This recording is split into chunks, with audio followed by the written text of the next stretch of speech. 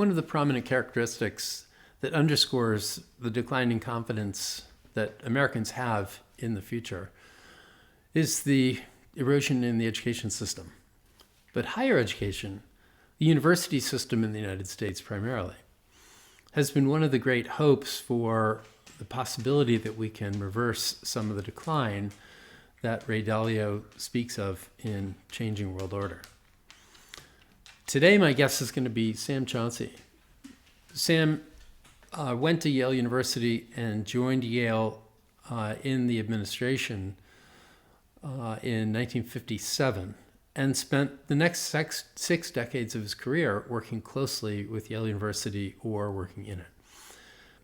He brings a phenomenal perspective for the future of the university system, and I'm thrilled to have him on as my guest. And the job of the university is to make them good lawyers, good merchants, and good people. So it was the concept of developing the individual student to use their mind for positive effect. I am very worried about the future of the university. And I so vividly remember an occasion when I attended a Yale faculty meeting in which two faculty members went at each other.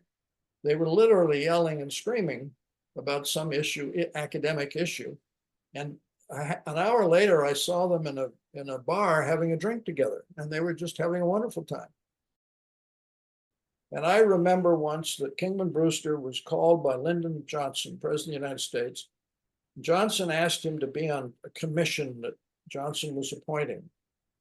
And I was listening in on the phone call, and Johnson said, "President Brewster, I don't even know you, and I don't know much about you, but you're a university president, and we need university presidents on commissions."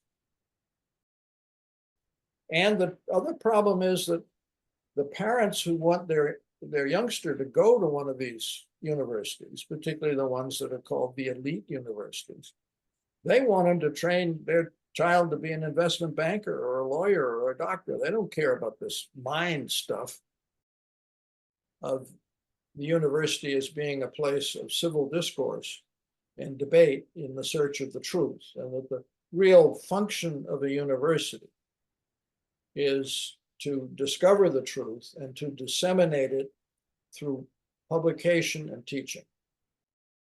The idea that in Florida, DeSantis said, if we have a set of rules in our universities, and if you're going to break those rules, we're going to expel you. And that sounds so reasonable. And Columbia has just yesterday started suspending students, though it didn't give any details about what that meant. Was that something that you all were considering back in the 60s? Do you remember? Well, we had, we quite quickly established a rule, which is still, in a sense, my guideline. And the guideline was that a student could discuss, a student or students could discuss or protest in public spaces in the institution anything they wanted to, provided A, the discussion did not propose bodily harm or harm to property, and B, did not interfere with another person's ability to do something that he or she was entitled to do, such as going to class, the library, a person going to a job. So we had a sit-in, I can't give you the year, in the 1960s, probably 64 or 5. And the students were sitting in the post office, which of course in those days was a very important place because you didn't have the internet and everyone got letters. And students were entitled to go into the post office. And so we went in and said, you have 20 minutes, and if you're not out of here, you will all be arrested. And they left. And you can just go right over there where you're not in anybody's way. And they left. So that was the only case we had of people, because otherwise we tried to engage in discussion with them as early on as possible. We didn't wait, if possible, until things happened. The other thing, for the most part, in the 1960s, the students were concerned with causes that did not involve the university. There was a point of wanting to divest from companies that did business in South Africa. And we immediately appointed a blue ribbon committee of students, faculty, alumni, administrators under the leadership of a law professor. And they came up with a book which is called The Ethical Investor, and is still Yale's policy on when it will or will not divest of the stock. So that was the only time where some people might have wanted to sit in, but they never did. Otherwise, the students were focused on the war, on the feminist movement, the gay movement, foreign policy of other kinds. And civil rights, as I remember, wasn't. And civil rights, absolutely. And so the university, they were not challenging the university on those issues. Now, on the war, President Brewster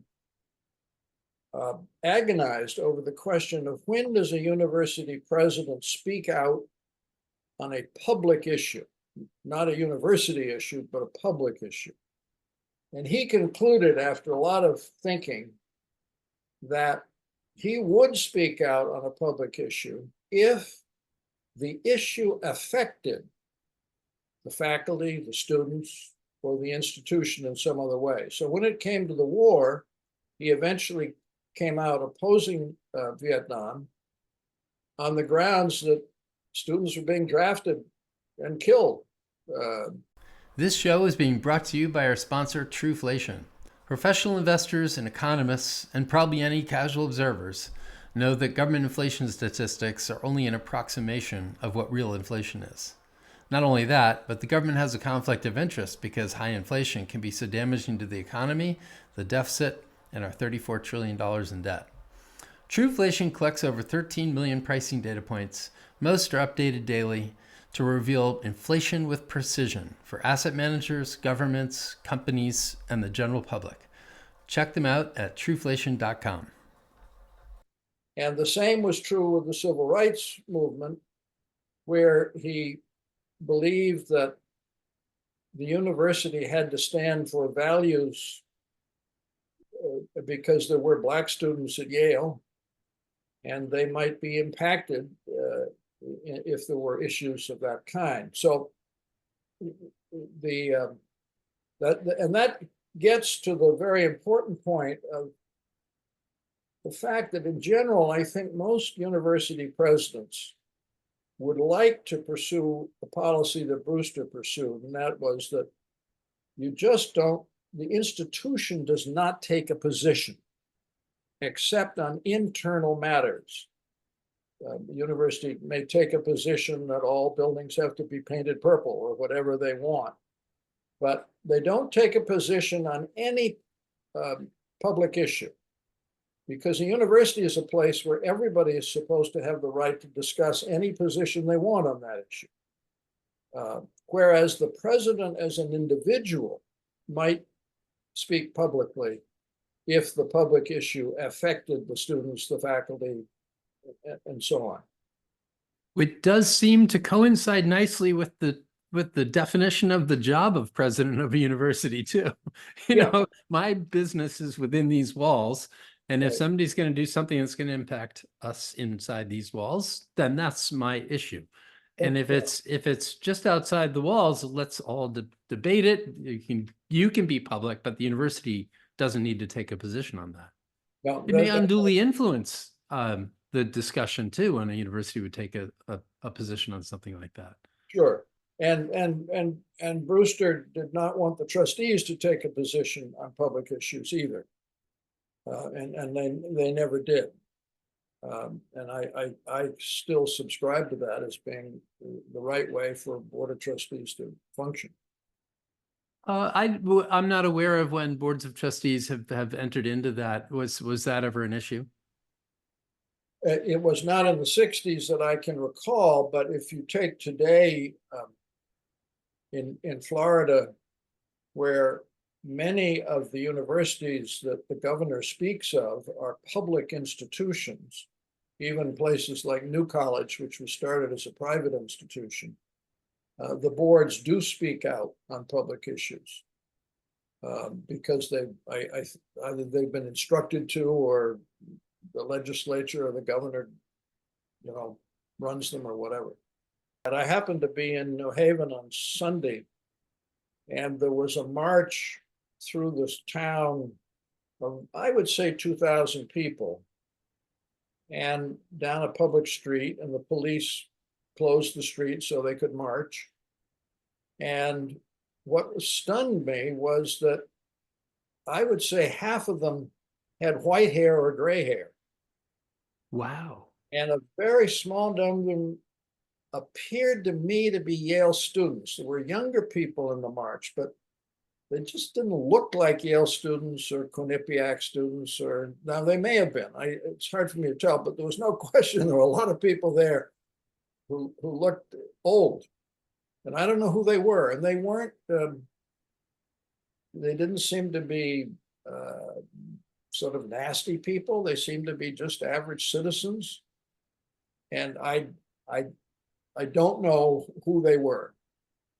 But were they, I do find it, I guess, troubling, really, that there are so many face masks being worn on the pictures that I'm seeing of the demonstrators around the country. Was this parade well masked or not? No, I would say the vast majority were not masked. They did. So I'm confused about what is going on. I've heard rumors. I've never heard anyone produce any substantive evidence that outsiders may be involved in this. But I did hear read two news stories in which the people arrested at the two different institutions, the university police indicated that the vast majority of them were students and not outsiders. So there is a question about whether there are outsiders involved in this. And secondly, there is a question that there may be more going on than we understand, where people are unhappy, and so they have joined a group of people that are also unhappy, but they may not all be unhappy about the same thing. Yeah. Did that happen in the 60s? No, I think, with the exception of May Day at Yale 1970 and the Democratic National Convention in 1968, I think most radical demonstrations had a specific purpose, and that virtually all the people there were focused on that one purpose.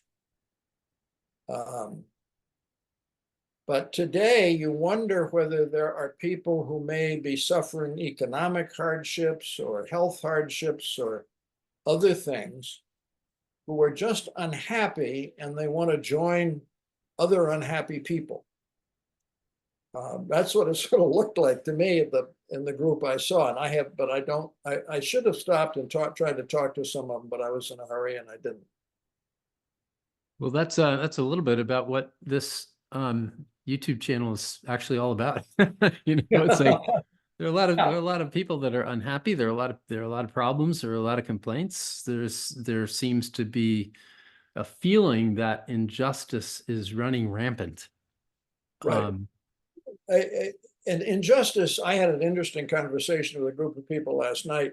We were talking primarily about the Supreme Court, but we were talking about injustice. And one of the points I made was that the word justice has now been taken over in our language to mean something I want to have happen. That is, when my son is arrested, I call for justice, meaning I want him to be acquitted or let go or whatever the word is. That is not the true meaning of justice. The true meaning of justice is that my son will have a fair trial, he'll be represented by a good attorney, and then the court will decide what is right. So justice has been moved over to deal with what the individual wants for him or herself or for their group. And this is part of something that exists in a university today, and I attribute it, and we can come back to why, I attribute it to the internet. People are much more concerned, I think, today in what they want, what I want for myself, as opposed to an earlier time in which I think people were somewhat more interested in what they wanted for their society, for the world they lived in. So, for example, the students in the 60s who were agitating and protesting for civil rights, they were predominantly white students then, and they were protesting for what they thought was good for society. Today, the internet, I believe, and particularly you see it on universities' campuses, I think students have become so used to communicating with other people through a machine as opposed to a personal conversation that they become more focused on themselves. And it's not a bad thing. It's just that they seem to lose touch with society. And you can see it in other ways. When I get on an elevator in a building where there are students, and there's a student in the elevator, they inevitably grab their iPhone and go about, because I don't think they want to talk to me. And if I say good morning, I get a look of somewhat, who's this guy? What's he talking about? If I ask students who are my advisees, what building on the Yale campus they admire the most, a number of them respond by saying, well, I really haven't looked at them. And some people would argue that Yale has one of the finest collections of 20th century architecture of any university in the world, and many of which those buildings are well worth looking at and admiring. And so I think that's because they walk down the street and they don't look at the buildings. They're looking at their iPhone. Another example is the way students now move along the sidewalk. Before the 60s, everybody walked or maybe ran. Today, you can be on a motorized scooter, a non-motorized scooter, a bicycle, a motorized bicycle, a three-wheel job, I don't know what you call it, tricycle. And I'm an older guy, and I get nervous as the devil because I don't know whether those kids can avoid me, and I certainly can't move fast enough to get out of their way. But again, they're focusing on themselves. They want to get to their class or to the appointment they're supposed to be at, and they're in a hurry. And they seem to sort of forget about society around them.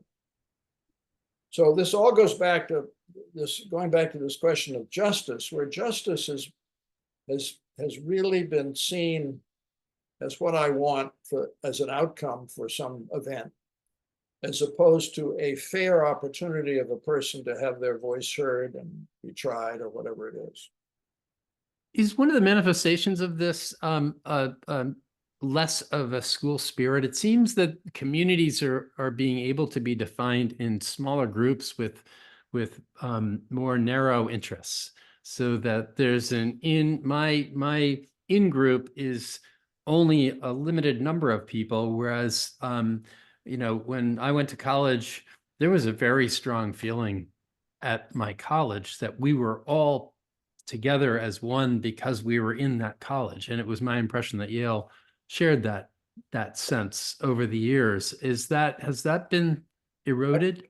I think what you're saying is correct. I'm not sure that it's eroded. I would say this: when you were in college, and even more so when I was in college, at Yale, there were relatively few things you could do to participate. You could play a sport, you could write for the newspaper or the humor magazine. Play and sing in the Glee Club. Today, colleges have hundreds, maybe even thousands of activities, ranging from dance to Baroque opera to um, uh, other kinds of sports you and I never heard of, and so on. And I think this is tended, I think students are very enthusiastic about their activity, the one they're involved in. And they see it as very important. They spend a lot of time on it and they do very well at it. But I think you've lost the overall spirit of the whole institution. I will say, however, that on the Yale campus, probably more people have sweatshirts or t-shirts with the word Yale on than when I was in college. Now that may be something to do with the business of t-shirts and sweatshirts. But at any rate, I don't recall anybody walking around with the word Yale on a shirt. If they were in a varsity sport, they got a letter and they were allowed to wear a Y on their sweater. But I don't recall sweatshirts or t-shirts with the word Yale on it. So Fascinating. the enthusiasm for the institution may still be there, but it is spread out over a lot of other things in addition. Yeah, it sounds like it's much more about the student's life, where you have you're able to fill your time in depth in narrow interests that didn't exist in the old days. Right, but you know it is also true of Yale alumni. For example, in the 1960s, the Yale football stadium, which seats 60,000 people, was full on most Saturday afternoon, and the alumni were all there. Now today, they have exactly the same problem or opportunity that the students have. They have children who are playing sports on the weekend, who are going on trips, doing all kinds of things. Television has taken away the need to even go to the stadium. So alumni don't go to football games anymore, except maybe once every couple of years. And the number of people attending. Now, if you go to the Big Ten, I guess I'm wrong about that. It's quite different. But I think the fact that our society has so many more opportunities for people to be involved in things, and that's true of college campuses, that the students lose their sort of total enthusiasm about the institution and it gets spread out. So you've maintained a connection to the students at Yale by being an advisor to many of them. Do you have a perspective on whether the average Yale student over the years has changed in their ability to leave an impact on the world after college? Yeah. First of all, and I'm judging by students I know, either they're because they're advisees or I get to know them some other way. But it's a pretty good random sample. My advisees are given to me randomly, so I don't choose them. I don't think you can get a finer group of young people today or 50 or 60 years ago. They're fine human beings. Occasionally you come across a bad apple, but boy, you don't see many.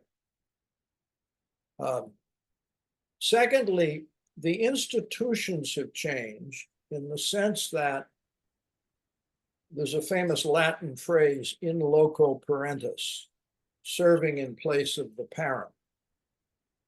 Institutions in the 50s and 60s were really not in loco parentis. You had your academic work and you had to do it, and you had to keep from getting in trouble. And otherwise, you had to solve your own problems. If you had an emotional problem, you had to figure out a way to work it out. And so universities today are much more concerned with the whole life, the life of the whole student.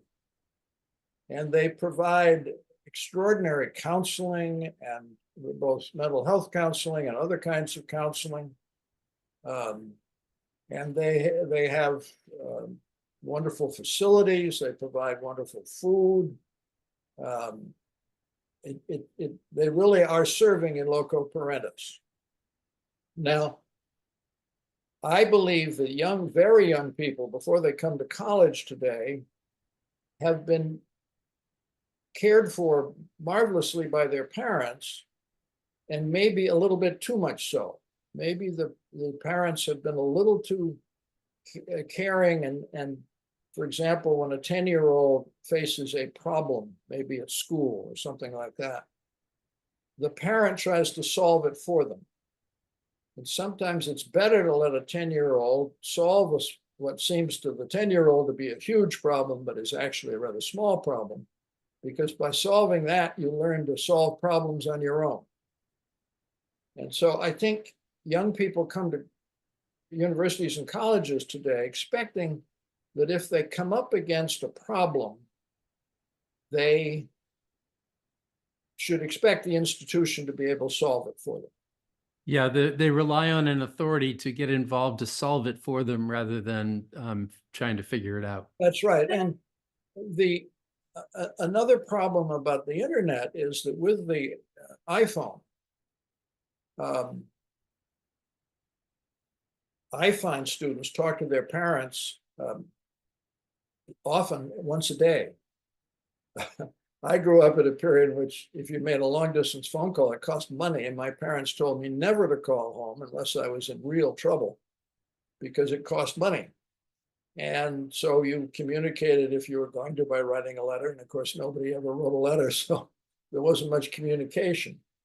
But I think the iPhone, there is some interesting statistics that are evolving out of the world of mental health care in colleges and universities that show that if the iPhone sort of came into being around 2007, somewhere around there, the amount of mental health requests increased dramatically.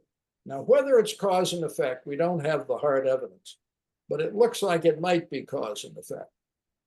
And so the evidence and studies are growing. Yes, there's certainly ample evidence. Yep. And this goes back to the bigger question, which we mentioned before, but the role of the internet in society, and particularly in collegiate society, is enormous as to how it includes people, how it excludes people, how it causes people perhaps to be a little bit more self-centered than they were before. And one has to ask the question of, how much good have we gotten from the internet? And there's an enormous amount of good we've gotten out of it. But it looks like it's causing some problems. And it may go right back to that march I saw in New Haven with the people who had white hair and gray hair. And these may be people who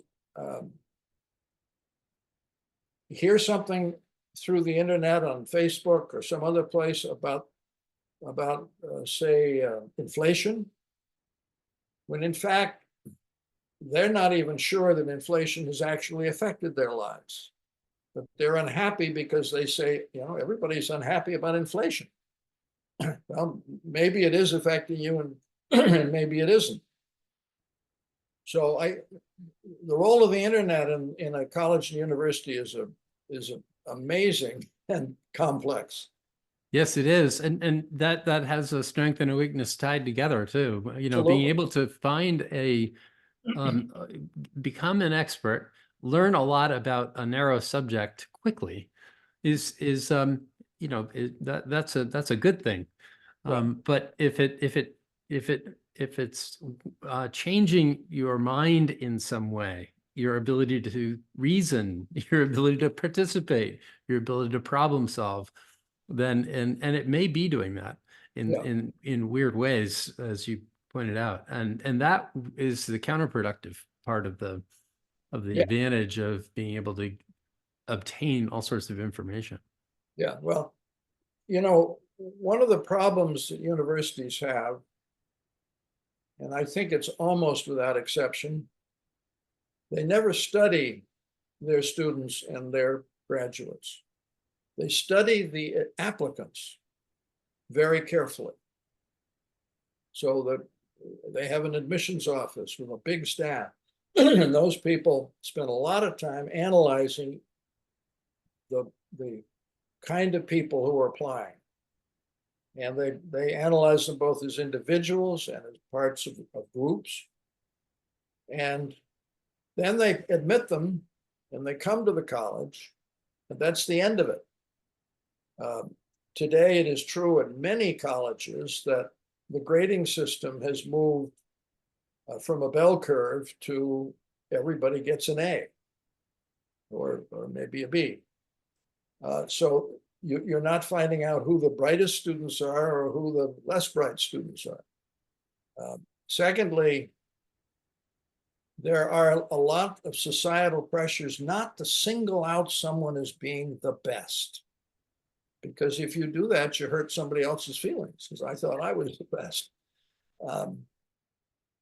It's very dangerous to think that what is happening today is the same at each of these institutions. Now, why?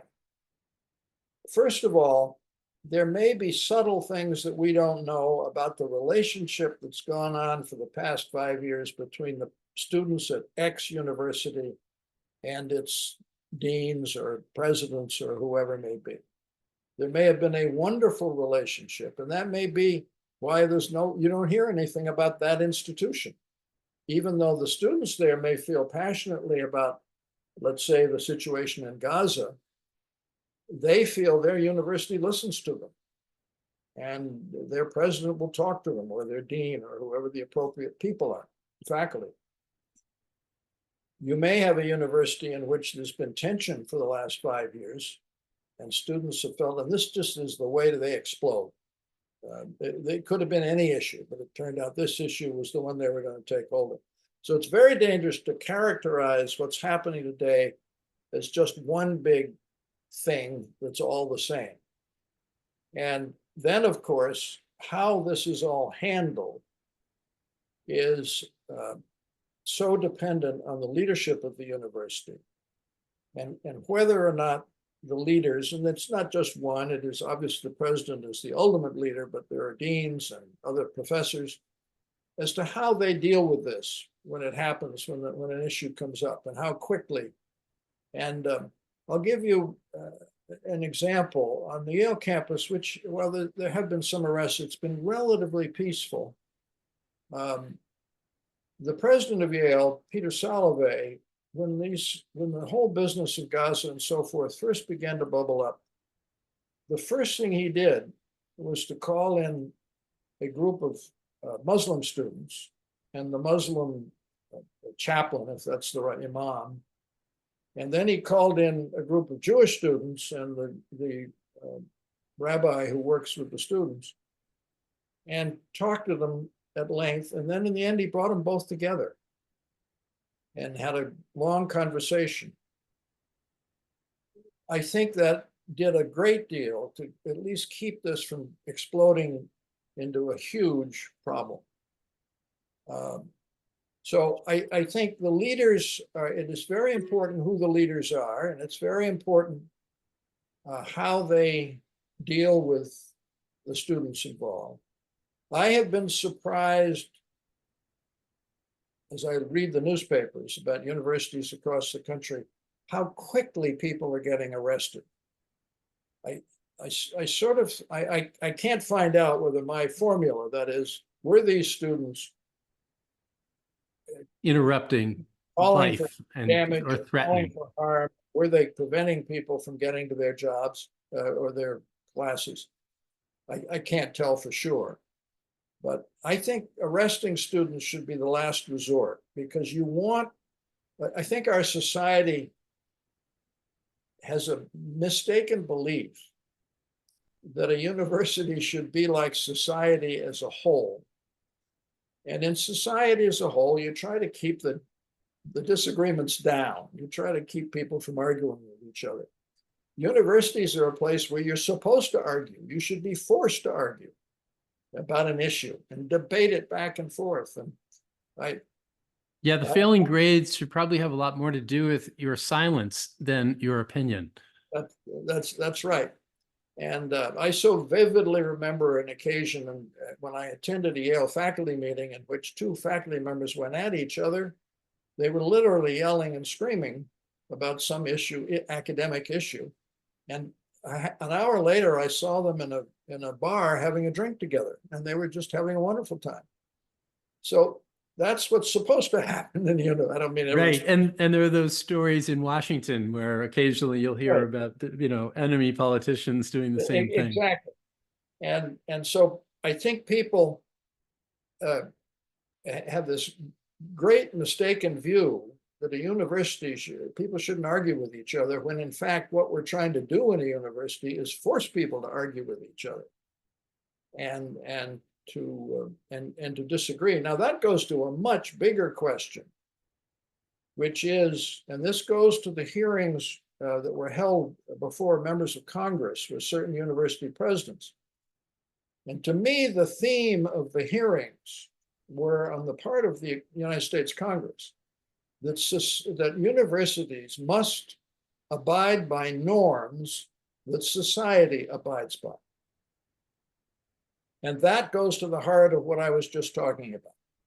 Society today really argues that you should not argue with each other. Everybody should be peaceful, and we should make peace between everybody, unions and companies, whatever it is. We've got to make peace. The university presidents unhappily failed to point out, as they really must continue to point out, that we encourage this kind of disagreement, and we have a different set of norms. Now, a university must always abide by the law, but its rule book, its own internal rules, are not the same internal rules that other segments of society might have. Its internal rule books argue, as I have been for the last few minutes, that the role of a university is to encourage disagreement and debate in order that in the end, the truth may come out of that debate and that argument. How is the concept of a university changed, and what should it be? We've hit on a lot of these, but you've been in the university, you've been connected to Yale for 6 decades.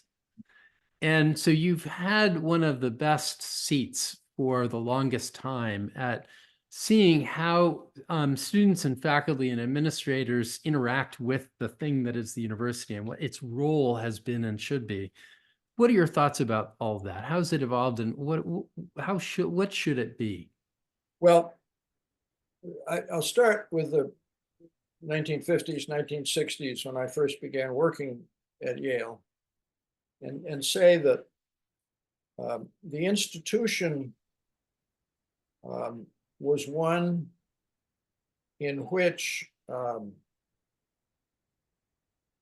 people didn't really care what society thought of you. The universities were pretty sure that they were doing the right thing. And what they were doing was really two things. For undergraduates, those students who are seeking what we normally call a bachelor's degree in this country,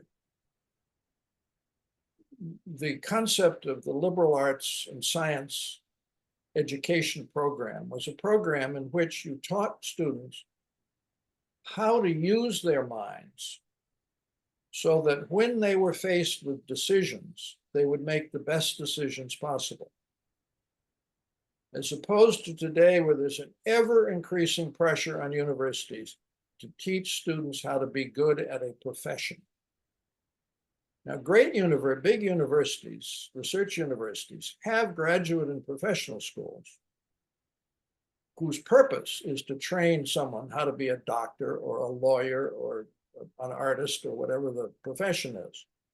But the undergraduate should continue to be the training of minds. Now, there is a new kind of college undergraduate program that has evolved in the United States, best exemplified by Quinnipiac University and Marist in New York and Champlain College in Vermont, which specifically say they are training undergraduates to be good at a job, to be good in accounting or marketing or certain healthcare or nursing. And those are wonderful institutions. But the old-fashioned college and university is beginning to, it's not clear that society wants the universities to continue, the great universities, to train people's minds as opposed to training jobs. And yet the universities would like to stay in the old-fashioned business if they can.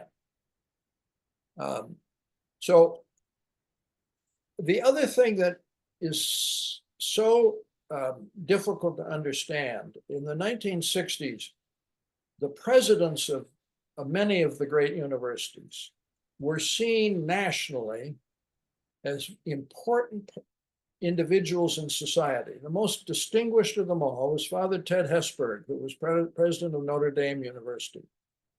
And Father Ted Hesburgh was seen by everybody, politicians, workers, whoever you would talk to, as being a man of the truth. When Father Ted said something, people believed him because he was a great university president. And there were others. I like to think the man I worked for, Kingman Brewster, was one of them.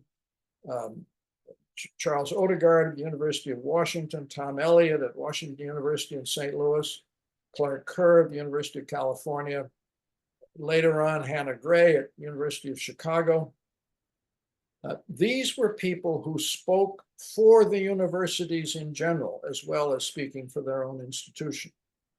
And I remember once that Kingman Brewster was called by Lyndon Johnson, President of the United States. Johnson asked him to be on a commission that Johnson was appointing.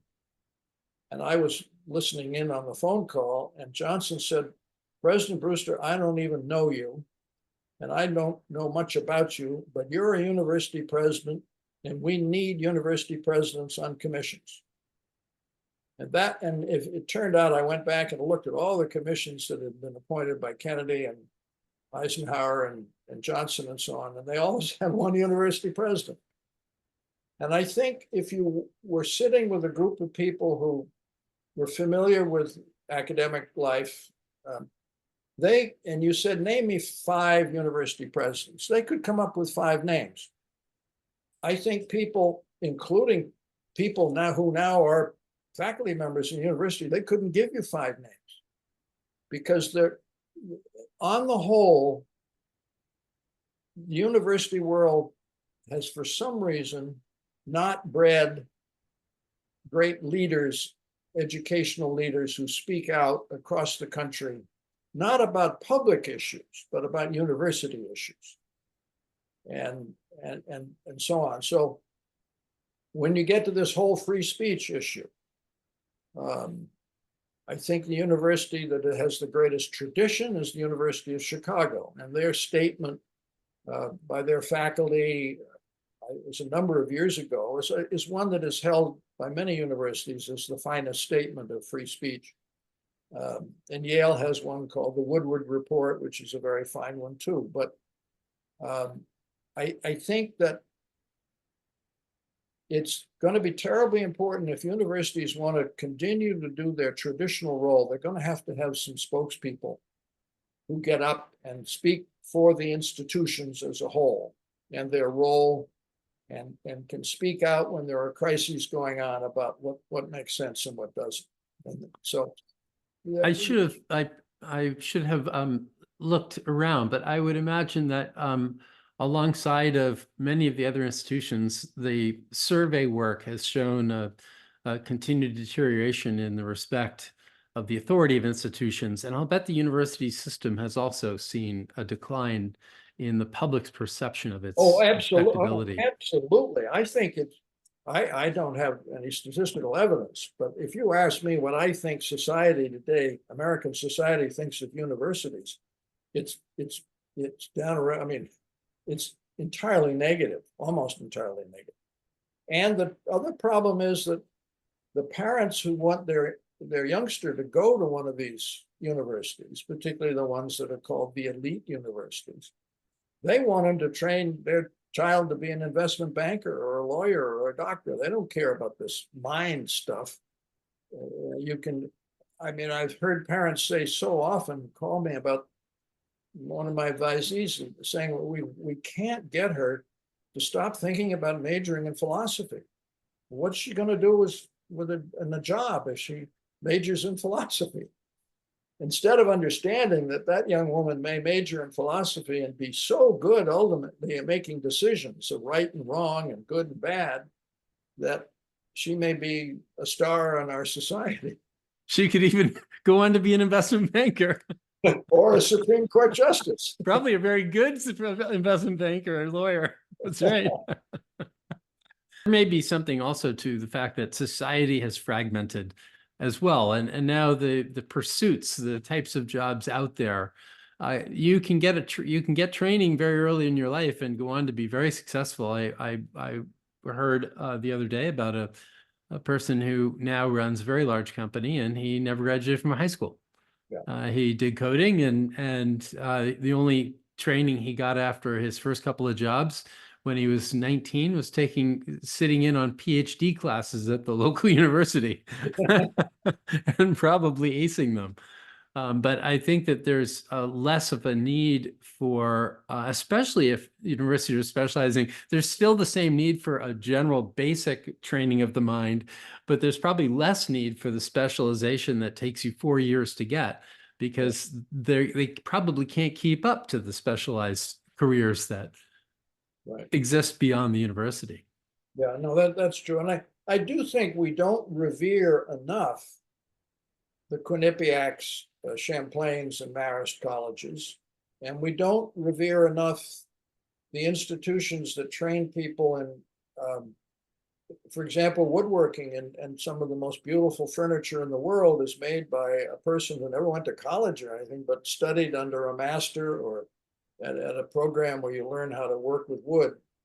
And we certainly don't seem to understand that some of the great artists of the world are people who never went to college, along with great entrepreneurs who've never gone to college. And we don't revere the alternative routes that a young person can take in deciding how they're going to spend their future. And we get a little too stuck in the traditional stuff.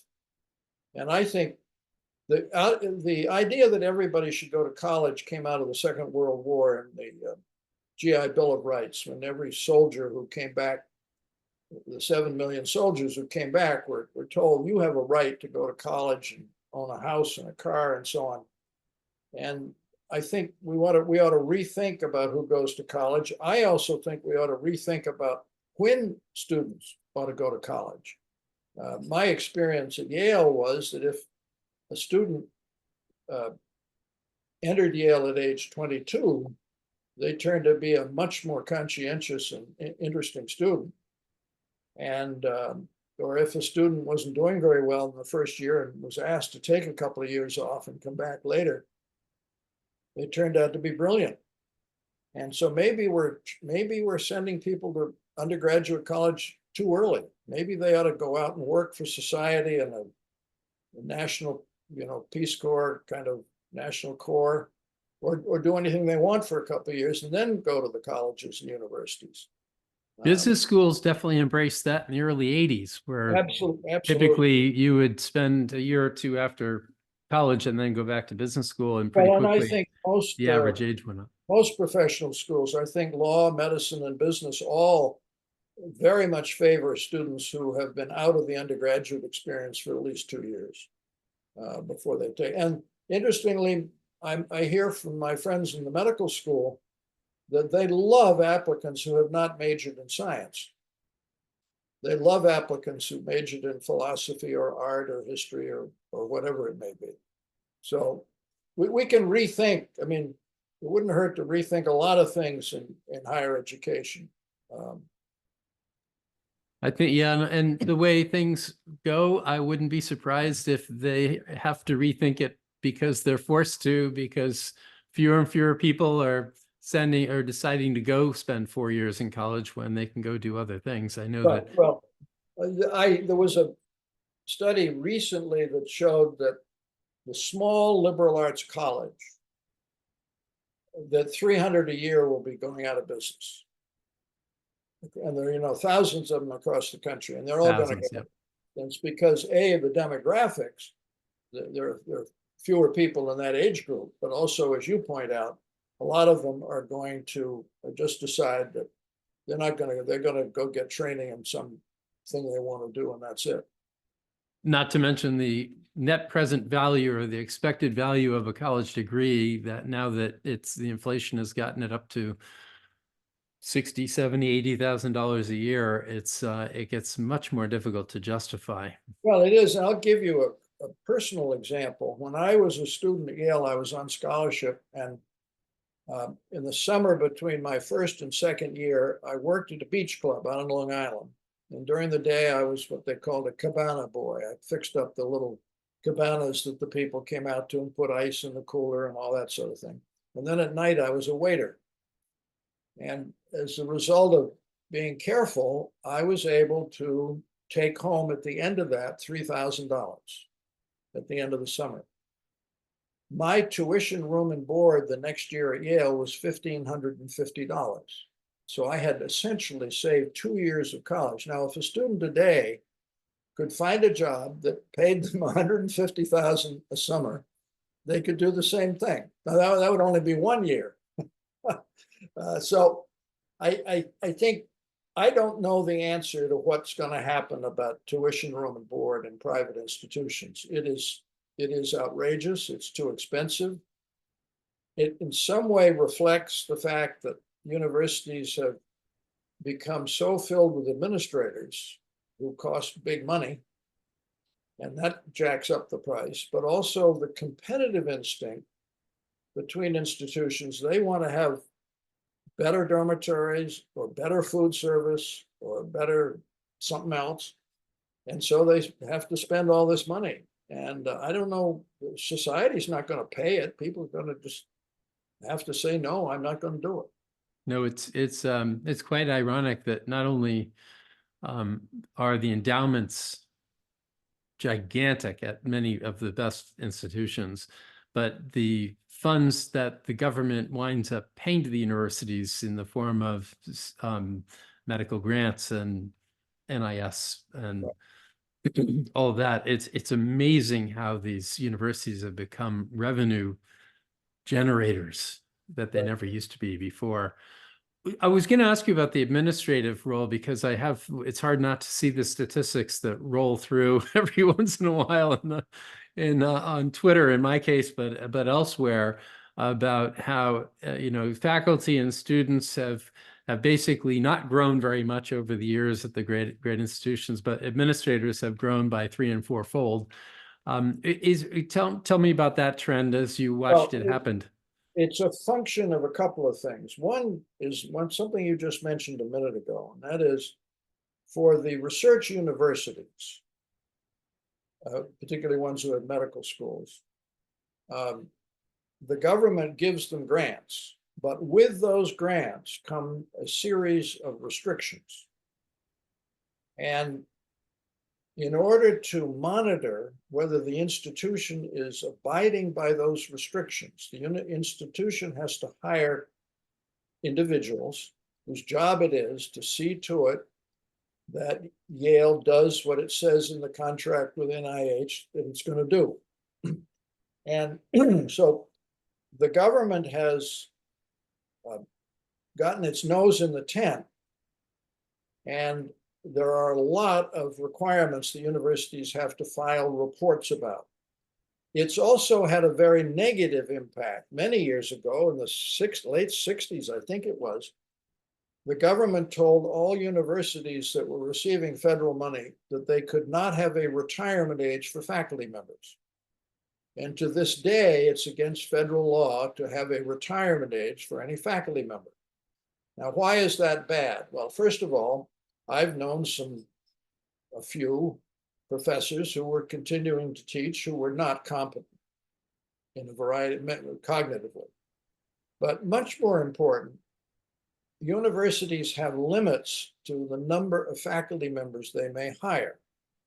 So if Professor Jones at age 80 doesn't retire, no young person can be brought along. And so you will discover that if you look at the number of people seeking a PhD, or that is the degree to which people have to earn to teach in a great university, is declining because there are no jobs. And one of the reasons there are no jobs is people aren't retiring. So the government is both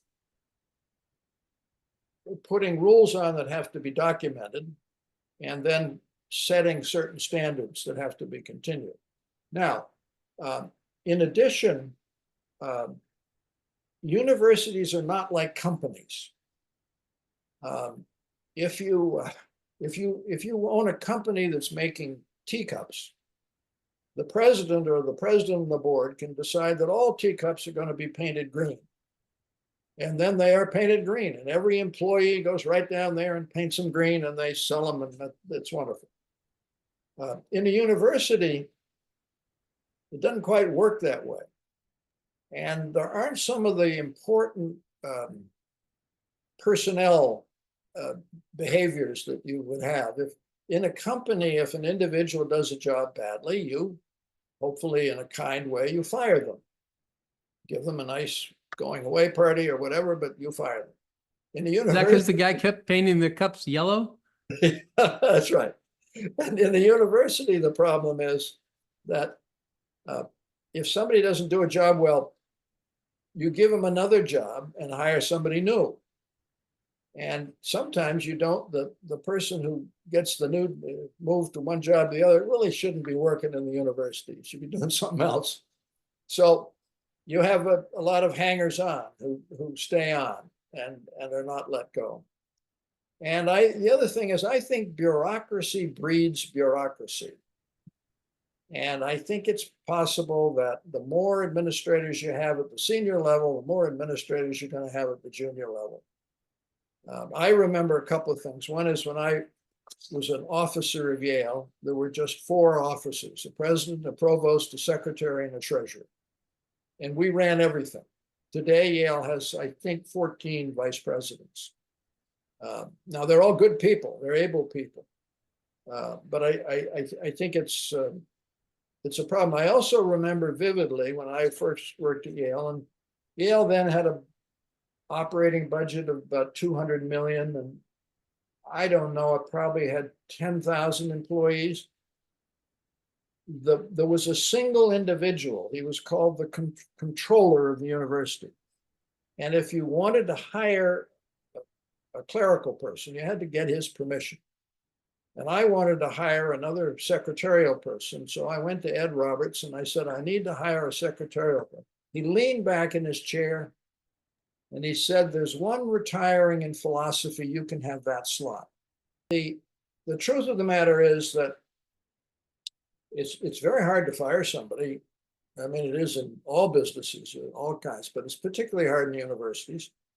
And so we may be just expanding people with who don't have as much to do. But I do think bureaucracy has a way of breeding more bureaucracy.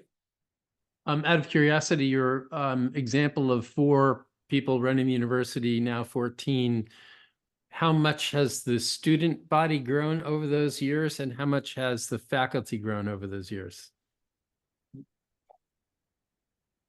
The undergraduate population has gone from 4,000 to 6,000. I can't give you the faculty, but I do believe— Shouldn't be too much out of that ballpark, right? I agree. There were some studies done by the Chronicle of Higher Education a few years ago, and they were able to find out the number of administrators per 1,000 students. And there was no question that that study demonstrated that a place like Yale or Dartmouth or Harvard or anybody else had dramatically increased the number of, way beyond what the percentage of increase in faculty and students, no question about it. In Yale's case, the graduate and professional schools are purposefully small and have not been increased much at all. Yale has always wanted to have the graduate and professional schools be small and just train a small number of people. So earlier you said that the quality and caliber of the individual student at Yale hasn't changed really at all over all those years, which is completely understandable. Maybe probably has gotten better because the pool has grown so much. You're now drawing students from all over the world, whereas in the 40s and 50s, you would be drawing primarily from the Northeast and a little bit from the West. I'm curious about the preparation.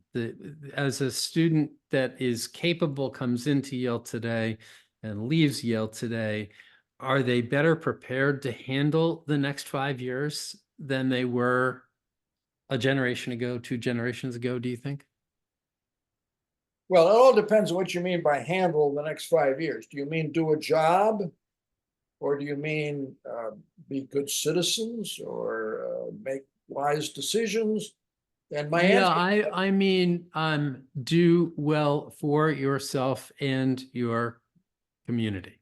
we don't know the answer. I don't know anybody in any university that I'm aware of has never studied their graduates. So how do you know? In other words, you're quite right that when the student applies, there's a very thorough examination of the student's academic ability, personal qualities, everything. But the minute they graduate, that's the end of it. We don't know. There have been a few modest studies about whether a student who participates in varsity athletics has better grades than the average or something like that. But nobody's done a study of using random samples of a whole group. And so I'm always, Yale is often said to be a place that trains people to be Supreme Court justices and senators, something like that. Well, the first thing is, I don't know whether Yale did something to that woman who became a Supreme Court justice, or whether she was innately at birth so darn smart and able that it didn't matter whether she went to Yale or any other place in the world, she was going to be really smart. So we don't know the answer to the question of whether colleges and universities are making a difference. Maybe all these people could have gone to their state college and they would have been every bit as able and contributed to society. We just don't know the answer to it. And we really ought to be studying. Yeah, it's true. It's the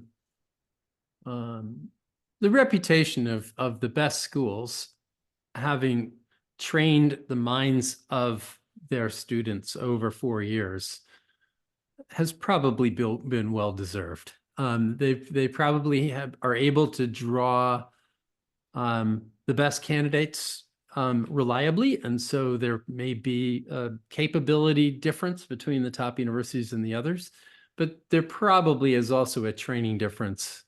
Well, I'm going to challenge you a little bit. Excellent. If you measure not whether a person got to be a Supreme Court justice, but whether or not he or she. Sorry, I don't know that one. Neither do I, Alexa.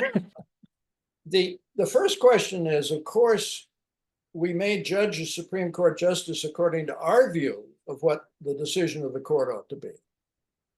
That's number one. But we also may make a judgment that the person has been an unethical Supreme Court justice or an unethical senator. Or so the mere fact that an individual went to Yale and became a senator does not mean that Yale did a good job in training this person.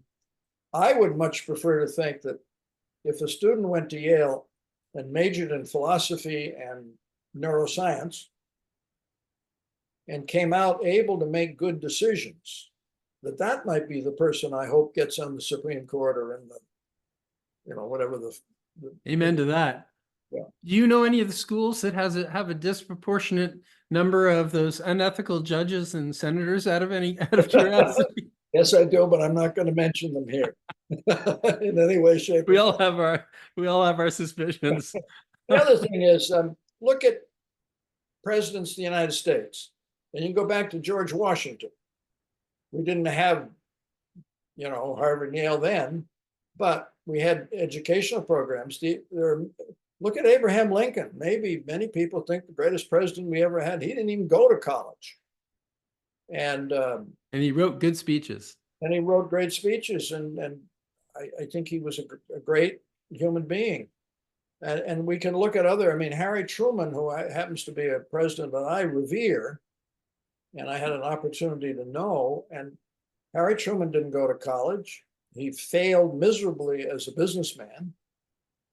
And he became a truly great president. Yeah, as did Ulysses S. Grant. Yeah, maybe not the great president, but didn't go to college, failed miserably in most things he did. Happened to be a very good general. So I think we need to be very cautious of thinking that if you can get yourself into a Yale, you're made for life and you're going to be the greatest ever and so on. It's not. It doesn't work that way. And we don't know enough. We don't know enough about. At least I don't know enough. But child study experts may know how much of the formulation of the human being occurs well before you get to age 18. No, it's a really insightful point. You're absolutely right. It's very difficult to measure, especially if you want to use the measurement of how good are your decisions 5 years, 10 years after college as the best yard marker for how well the student was prepared by a university. Boy, how do you measure good decisions? Very difficult. Yeah, and also let's talk about what the person does for their lifetime. Yeah. And one becomes a Supreme Court justice, another becomes a senator, another becomes a physician in Doctors Without Borders. Now, which one has really made the greatest contribution in our world? And I don't think it's easy to answer that question, but we never compare the number of Yale graduates who have been secondary school teachers or who have in some other way maybe served in their own community on the town council or something like that. We only revere those who become publicized and who sometimes get the big bucks. So it's not easy. No, it's true. And so when you wrap up all of your views of the world, do we have any reason to think that our kids are not going to be better off than we are? I am very worried about the future of the university and whether or not it can continue to play the role in society that it's played before of producing people. The concept of the liberal arts and science education evolves from a man named John Stuart Mill in the 18th century. And John Stuart Mill, when he was inaugurated as president of the University of St. Andrews in Scotland, he talked about the liberal arts and sciences education. And in it, he said, we have people who become lawyers, merchants, business people, or whatever the appropriate phrase for that era was. And the job of the university is to make them good lawyers, good merchants, and good people.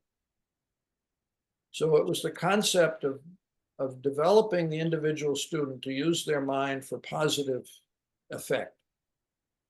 I'm worried that may disappear on us. And I'm worried it will happen, A, because the universities don't have good spokespeople, and B, because society wants to mold the university in its terms rather than letting a university mold itself as it sees fit. So I am very worried about the university, and it needs to be thought out much more carefully than it has been. How many universities have that as their mission or something tantamount to it? I would say today, probably none. Yeah, because if you don't have it as your mission, then the chances you're going to hit it are a lot lower. The mission has been creeping towards Yeah. Professional education. Yeah. So every one of them talks about such things as learning to think, also such things as positively impacting humanity, as though for some reason, if you go to a college, you will become more humane. I'm not quite sure what that means and how it impacts people. But you're right, it's not in their mission. I would be quick to say that, and you know, that in many organizations, public and private, governmental and otherwise, the mission statement is nothing more than a piece of verbiage that gets posted on the bulletin boards. But there are other organizations that have a mission and they really do follow by it. Yeah. It's very important. But I believe that the business of the university has changed so much over the last 25 years. It became a necessity that fundraising and the business side of the university you had to be skilled at that in order to continue to make your institution move forward. Yeah. And that brings with it different priorities. And so undoubtedly that's contributed as well. Is that your perception as well? Yeah, I think so. There's no question that what goes on outside the academic part of the university has changed dramatically. And that we were talking about administrators and the fundraising part and all that. I would like to hope that some universities have maintained and will continue to maintain the concept of the university as being a place of civil discourse and debate in the search of the truth, and that the real function of a university is to discover the truth and to disseminate it through publication and teaching. And that is the primary purpose of a great university. And I think some universities will try very hard to keep that going, and whether they'll succeed or not will depend more than anything else on whether they have someone who will stand up and speak for them. Yeah. Well, Sam, this has been fantastic. Well, I enjoyed it. Thank you. Me too. I hope to hear myself talk. Yeah. Sam, tell us about your connection to Yale, which is a main reason that I wanted to speak with you on this program, because you've been there for so long in so many different roles. Yeah. Well, I started working at Yale in 1957 in June. I had just graduated from Yale College, and I was made an assistant dean of Yale College, and I was given responsibility to be the dean of the senior class. And I did that for 7 years. And then in 1963 or January of 64, a new Yale president, Kingman Brewster, made me his sort of chief of staff to run his office and be the assistant to the president. He then in 1972 made me vice president and secretary of the university.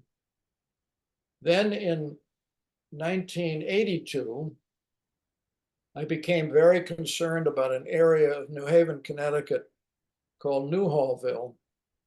And I was concerned because there was an 80-acre site which had been owned by a major American corporation, which was involved in a variety of manufacturing activity.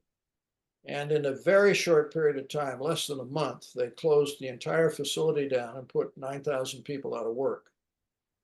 And for 20 years, that 80-acre site just deteriorated. And so I founded a nonprofit corporation called Science Park Development Corporation.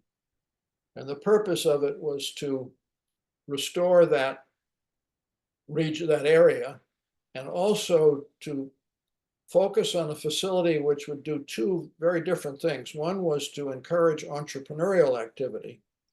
And so it had, by the time I left it, the largest small business incubator in the United States. But it also had a wide variety of job training programs for the people in the neighborhood. And it also revitalized the 80-acre site, which had a if you look at it today, it's had a profound impact on the area surrounding it. The residential properties have all been improved and so on. So I did that for a little under 10 years. And then I became president of a facility known as Gaylord Hospital in Wallingford, Connecticut, which was at the time and still is really an acute rehabilitation hospital. And it deals with people who have had brain injury, spinal cord injury, severe stroke, terrible automobile accidents. And it's a facility in which a person, if they're quadriplegic, may have to be there for 6 months or a year in order to get back and to be able to function again. And then when I was finished there, I got concerned that when I was hiring young administrators, they all knew a lot about money and about balancing the budget. They didn't know anything about health. And so I went back to Yale, and in conjunction with Yale's management school and the public health school, we created a program to train health managers, not only in all the skills of finance and so on, but also in understanding the various epidemiology and biostatistics and the various ways in which health is measured. So that essentially was my professional career. I spent a little time in Vermont working with hospitals there, but that was my career. And when I came back after being in Vermont for a few years, I continued to have undergraduate advisees at Yale. And I think my perspective was a little better than a lot of people because I had both been in the academy and understood what was going on in a great university. But on the other side, I'd been out there and seeing both in the for-profit world and the not-for-profit world, how people functioned with each other and what impact they had on. And so I think it gave me a better way of helping a youngster not only appreciate and benefit from Yale, but also think about their own future and what they were going to do afterwards. So I've had a wonderful career. I never had to seek a job. I always got offered a job, and I thoroughly enjoyed the fact of having been very much in part of a university for 25 years and then getting out of it and looking at it from the outside and living in the same community with it. And I still have undergraduate advisees. And I was thinking today, in the 50s and 60s, my undergraduate advisees were white males. And as you mentioned earlier, most of them from the Northeast. Today I have, and most of them majored in history and English or some combination like that. Today I have a wonderful advisee from Ethiopia, a wonderful advisee from a little town in France. And I got a whole bunch of neuroscience majors, and I'm not so good on neuroscience, so I'm not sure I can keep doing this. But the context is different, but they're wonderful students, and so I hope I've contributed to their lives, but they certainly have broadened my life. Awesome. There you go. Well, I can say I couldn't be happier to have met you on sabbatical in 1980. Was it 1980? Yeah, it was my junior year, the beginning of my senior year. That's right. I had cancer, and I was given 6 months off, and I came up to Vermont and played squash with you at Dartmouth. That's amazing. Right. Then you ran that damn motorcycle into a truck. and you're one of the key people that saved my leg in my life. Okay, well, this is awesome. I hope I really